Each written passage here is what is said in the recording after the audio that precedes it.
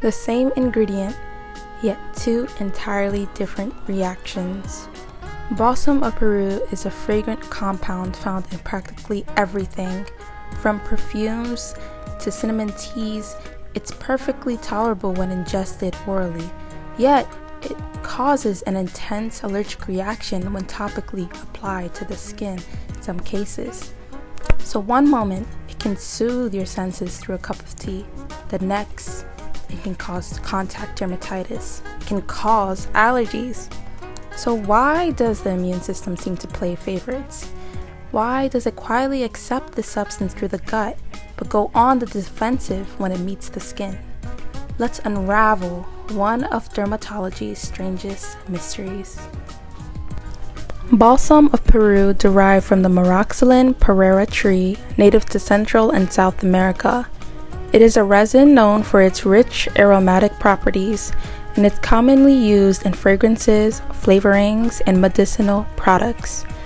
This versatile resin finds its way into perfumes, cosmetics, and topical medications due to its pleasant scent and purported healing properties. Additionally, it's used as a flavoring agent in foods and beverages, imparting notes reminiscent of vanilla and cinnamon. Balsam of Peru contains a complex mix of compounds, including benzyl benzoate, benzyl cinnamate, and vanillin.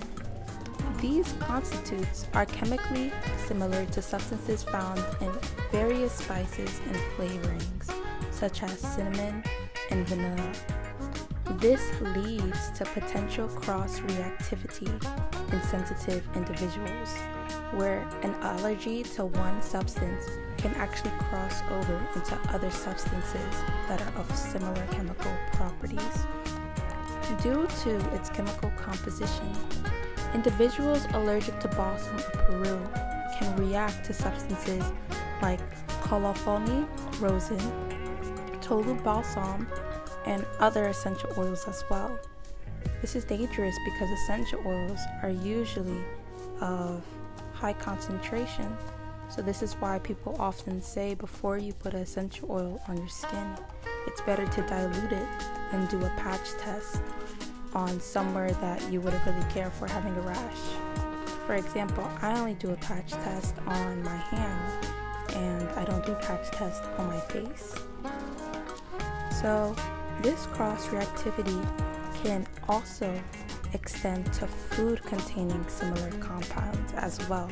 So despite the allergy developing from the skin, after the allergy has basically been caused, no longer will people be able to enjoy the foods that are once enjoyed. So allergy caused through the skin can affect ingredients ingested through the mouth.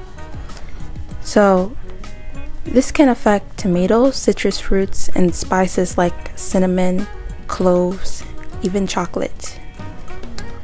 So when applied topically, balsam of Peru has a specific word for this allergy.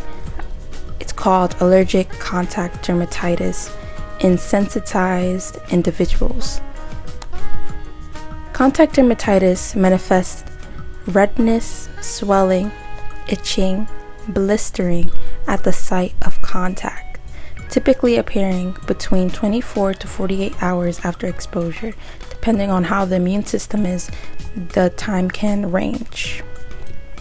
The skin's immune response to balsam of Peru involves small reactive chemicals that penetrate the skin barrier, and after that, the chemicals bind to proteins.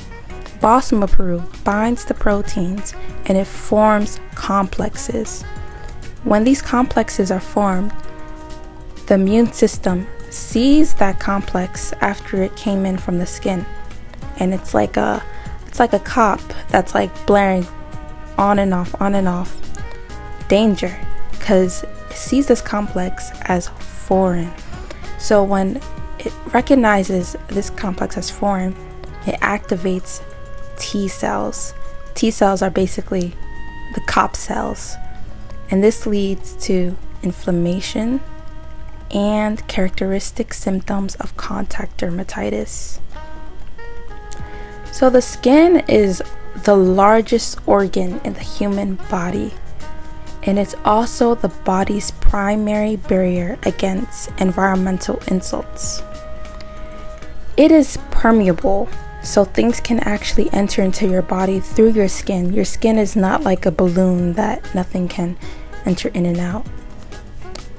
So because of it being permeable, it is very defensive. The immune system naturally from the skin's immune system, it's designed to detect and respond to potential threats.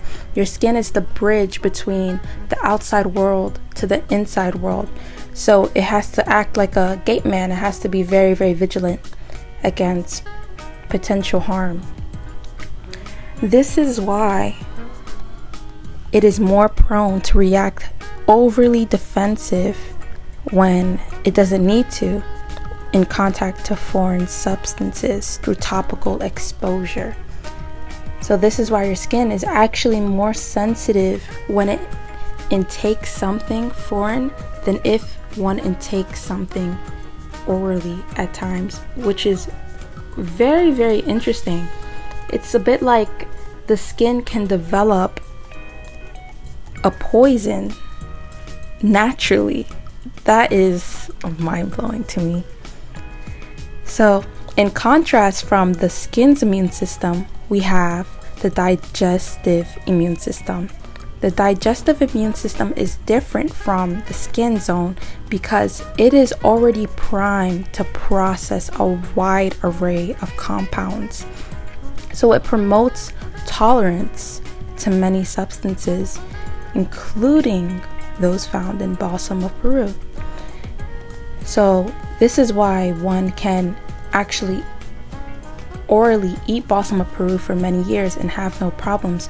But suddenly when they put it on their skin, they start to have problems, especially if it's in concentrated amounts, like essential oils are. So the gut-associated lymphoid tissue, which is called gout for short, it plays a crucial role in distinguishing between harmful pathogens and benign dietary components, often leading to an absence of allergic reaction upon ingestion. So the disparity in the immune response between the skin and the gut can be attributed to their distinct roles and environments. So while the skin acts as a vigilant sentinel against external threats, the gut must balance defense with tolerance, preventing unnecessary reactions to a diverse range of ingested substances. For individuals who are allergic to Balsam of Peru, navigating daily life can be difficult. So this can actually change quality of life because the ambiguity of this compound and personal care products and food necessitate constant vigilance to avoid exposure. Constantly, people are going to have to worry about, okay, what has Balsam of Peru in my food? What has Balsam of Peru in my skincare products once they develop an allergy from skin contact or Balsam of Peru? Suddenly, someone's whole life can literally change overnight. Literally. Managing a Balsam of Peru allergy involves diligent avoidance and higher cost of living. So this includes often having to check ingredient labels on cosmetics, personal care products, food products, opting for things like fragrance-free or hypoallergenic alternatives. All such can lead to a lower exposure. In some cases, dietary modification as well can be necessary.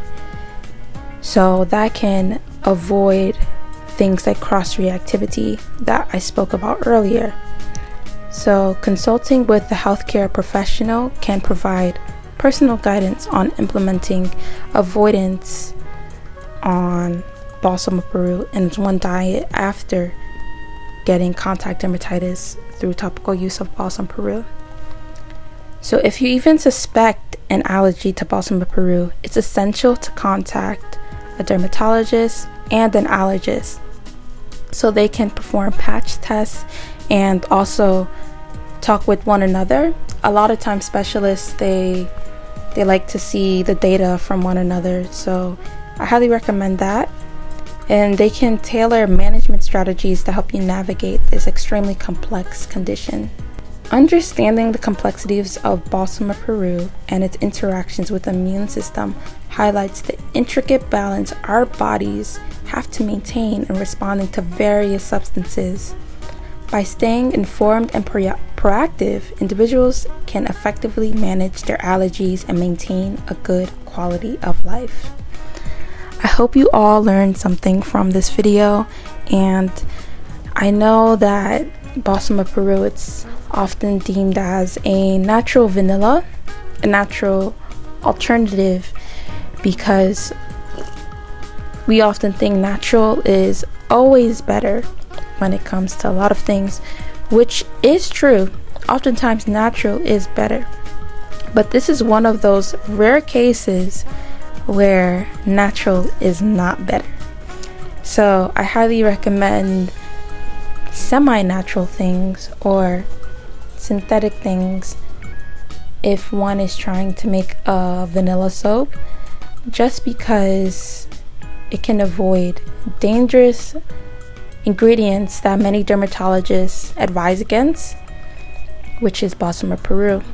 I thought this was very interesting because I've never known the body can make a poison through the skin.